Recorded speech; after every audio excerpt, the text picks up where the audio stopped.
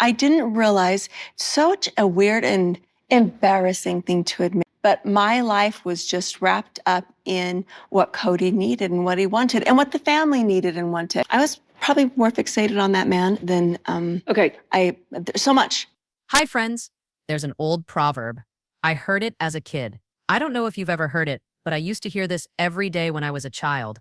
And the saying was, you don't know what you don't know, which is to say there's a great deal in life that you might not know, right? And if you don't know what that is, you don't know. Like you're ignorant, right? So you're raised in this environment like you're in a cult, and you're learning since you're young that all the women are going to have one husband, and it's just this natural thing of life where you just have women all vying for one man, and you're being instructed since you're young that this is how you live your life and this is what you have to do because this is how you're going to end up in heaven. It's going to allow you to be with your family in heaven. You're going to be a god or a goddess in heaven in your heavenly kingdom, and it's, the way that you can live the fullness of the gospel, right? We've all had things in our lives where you don't know what you don't know. And for some of us, the what we don't know is a lot worse than others. I grew up in a family where it was completely okay to receive a whap or get hit, by a parent in the way of discipline. I didn't know until I was grown and got acquainted with people my own age that were brought up differently that it wasn't the norm. I didn't realize that what I went through as a child was abnormal compared to other children because to me, it was the norm in my household.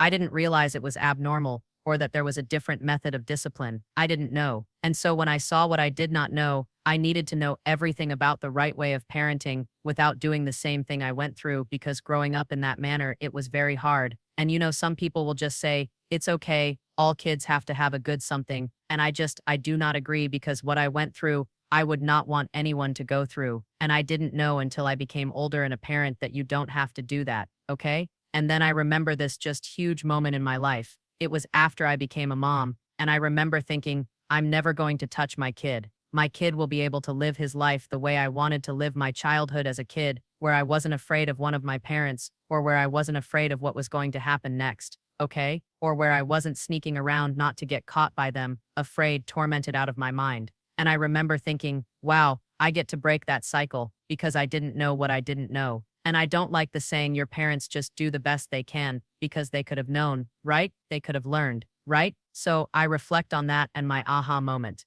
That was a wake-up call for me. It changed my entire life. It changed my relationships. It changed my worldview. It changed the dynamics in my family. It really changed me when I realized that I didn't have to put up with that anymore, and I wasn't going to do that to my child. And I remember just thinking, you don't know what you don't know, okay? So I say that to say Brown Woolley, now in her early 50s, is actually in that space, but it's about things you and I knew the whole time we were watching the show were wrong. And we saw with our own eyes what was happening that for years she was in denial about. And she was in denial because she didn't know what she didn't know. She had never looked beyond the polygamous world. She was unaware that the line of thinking which she had regarding the relationship of men and women are, and that men are superior to women, and that women have to bow down to their men, and that men can simply do anything. And a woman's role is to serve, and just accept whatever their husband gives them, and just see them every fourth day maybe. And when they finally show up, your whole life has to revolve around this person because you have not seen them in 4 days, and they need to see you.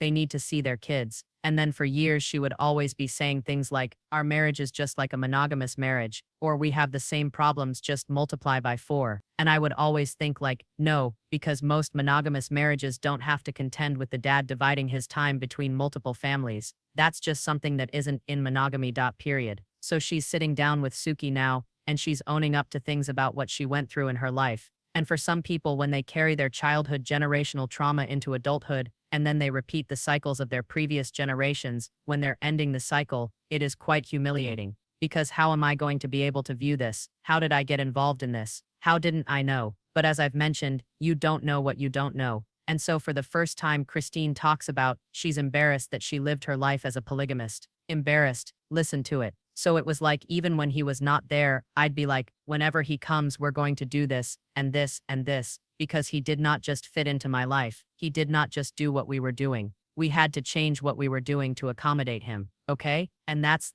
not acceptable. That's not right. And if you've got a house and you're working it yourself, and on the 4th day, the fellow who fathered your children comes over after he's been running around and poking his pencil in other people's holes for 3 days, then he comes to your house and then informs you that you've got to adjust to him and do what he wants. That's not an equal relationship. And it's not a man who is invested or cares about you, because a real partner wouldn't be doing what Kody was doing, by sleeping with all these other women, having children that he didn't raise, and fathering more children than he could raise, or even love, and treating his children like numbers and not human beings, and devaluing them, and devaluing the women, and having them compete. He does not appreciate the women. He does not care. He said this year he got all his validation in life because his children worshiped the ground he walked on. His wives worshiped the ground he walked on. He was the god. He was the number one. He was the most influential, and he didn't even have to do anything at all to change because they were trained to think that. I do know that Kody is a narcissist, but let me just get this straight. The culture that they're raised in creates narcissistic men, because the men since birth and during all of their entire adulthood are trained to think that they're superior to women. They are taught in their marriage that it is not their responsibility to love their wives more. It's their wife's responsibility to love their husband more, and their husband will love them. It's their wife's responsibility to be better, to keep sweeter, to not make a fuss. Even to this day, Mary talks like, you can only control yourself, and that is correct. You can only control yourself, but you shouldn't have to become someone else and pretend to be someone else in order for him to love you. And really, when Mary would say, you need to work on yourself, it always came out like, you just need to be a different person so he loves you more. And that is actually not healthy. So when I hear her clarify what she's saying, how it's not fair, it makes me think maybe she's seeing a counselor. Honestly, she sounds like somebody who's in therapy and receiving the lessons on how the right relationships are supposed to work. And she likely has a new relationship to model it from. And she's like, holy crap, I have no idea how I was able to do this for so long. That's building it so our lives are centered around him, and that's pissing me off. And it's embarrassing that I lived it. Do you think he did not treat you with respect?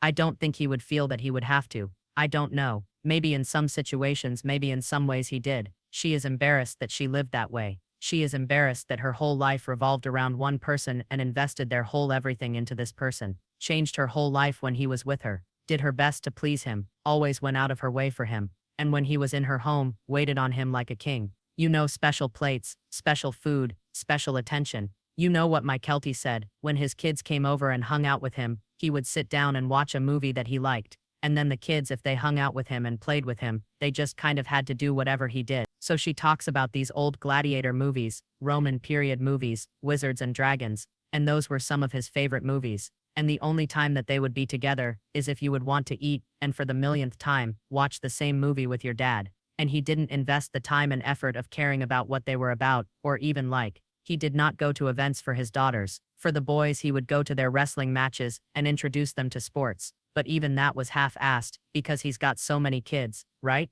If he doesn't care what the kids like, the kids are learning early on that the way that they please their father is basically just doing whatever he wants. And in order to maintain proximity to him, all you need to do is obey him. And then because of the way they're organized in this cult, and they believe he's the priesthood authority, he's lived like a god in his house, because whatever he instructs them is close to God. To have a husband who on one side is your husband, and on another side is someone whom you worship. They would always say they weren't like Warren Jeffs, but it's just so Warren Jeffs. It's just they got to wear clothes that weren't as restrictive, but the doctrine was the same. You just keep sweet, and if he wants you to do something, you do it. If he wants to get you pregnant, he's going to get you pregnant. And if he does show up, it's going to be his way. And you'd better not complain. So now for her to say that she's embarrassed, I'm sure a lot of what she's feeling is shame. Shame. But you don't have to feel ashamed for what you didn't know. And you shouldn't have to feel ashamed for the way someone else behaved towards you. Instead of being embarrassed, ask yourself, why was it okay for him to do that to you? Why was it that he was okay using his privilege to take advantage? What was acceptable in his heart to even believe in a religion that would do this to a woman? Kody grew up in the LDS church, which I know has all of the same ideals at their center, but they don't engage in polygamy. And because of that, he knew better. He knew that you do not marry more than one woman. You do not put women through this. You do not shatter women's hearts in introducing another person. And you do not think your wives will just accept it. He knew that it was wrong, and he had a choice not to do it. Most of his brothers did not live that way. They spurned it because they possessed better information. He made a choice, and he followed that course, because he craved the fulfillment of being loved and able to sleep with whomsoever he wanted. If a man actually loved a woman, he would not be in a religion where loving her causes suffering. It's so inhuman. I'm glad to see these moments of realization on Christine's part. I just hope she comes to understand that this wasn't her fault that he did this to her, and doesn't go all the way to the other side. You know what I mean? Every once in a while, when you're exiting something, you overcompensate and go completely to the other extreme because you're like, my mom never let me have sugar cereal, so now I just have candy, right? Like Lorelai on Gilmore Girls. So did I, by the way. So I hope she doesn't overcorrect and get so independent that she won't allow her husband to enter. But I believe she is learning. She never really had a partner. What a pathetic existence. She was humiliated. Imagine you are in your 50s and you finally reach a place where you are like, I am so ashamed. My life was about one man. I did all of these things because I used to say I was a strong woman, and I am surprised that I was fine with a husband who slept with other women. Blame the conditioning, not you. You can only improve from here and continue with therapy, Christine. I can see that it is working. So are you shocked to hear this? Aren't you shocked? Let me know down in the comments section below. Don't forget to like this video. Don't forget to subscribe to my channel if you are new and ring the bell so you never miss a video. Thank you ever so much for watching. Bye guys.